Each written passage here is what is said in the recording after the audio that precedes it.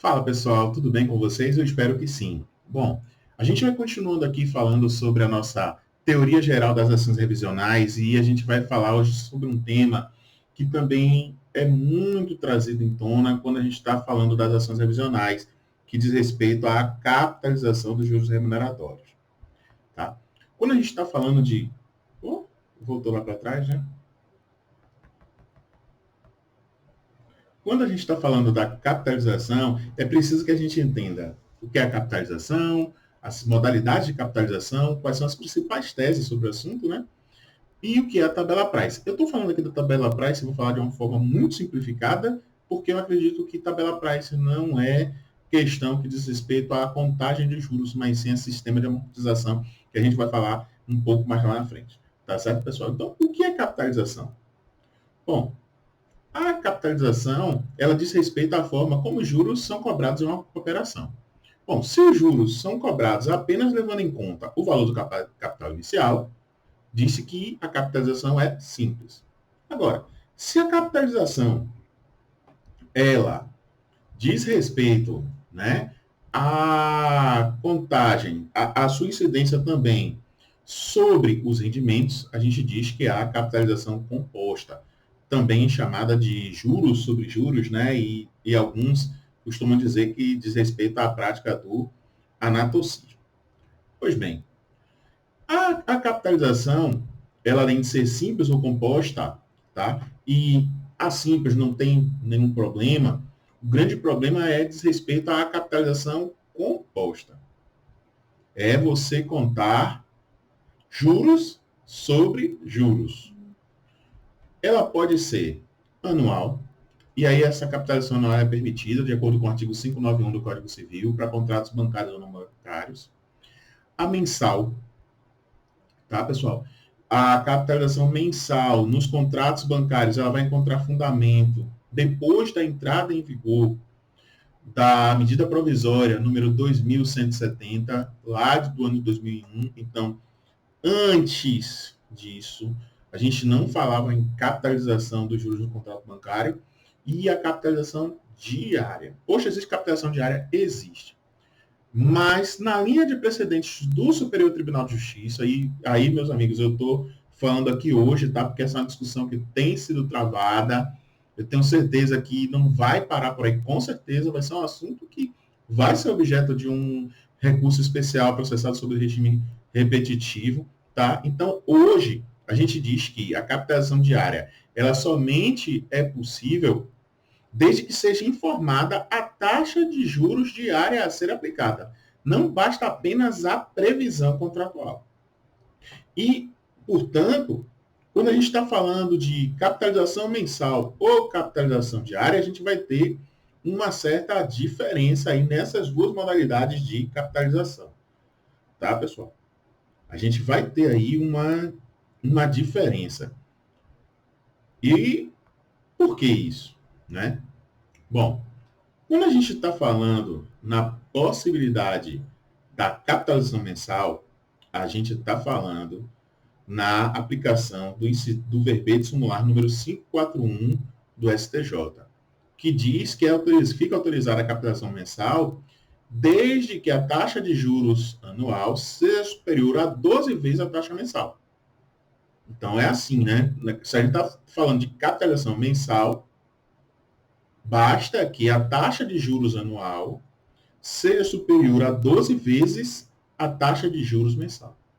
É diferente da capitalização diária.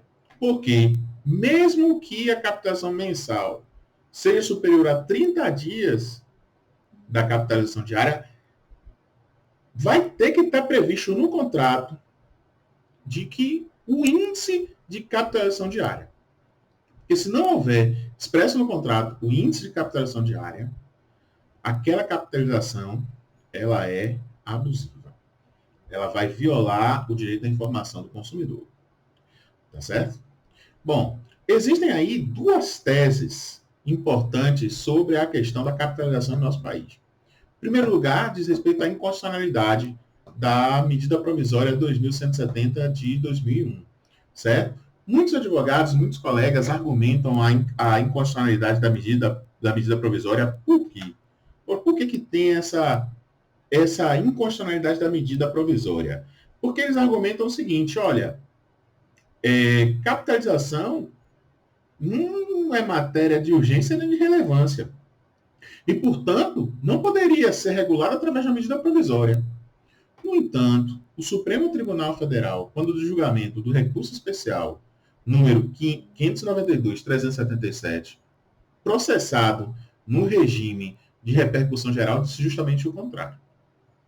Então, meus queridos, se numa ação revisional tiver lá sendo alegada a inconstitucionalidade da capitalização por conta da inconstitucionalidade da medida provisória, que a gente está abordando aqui, você vai lá no site do Supremo Tribunal Federal e já pesquisa logo. Ó.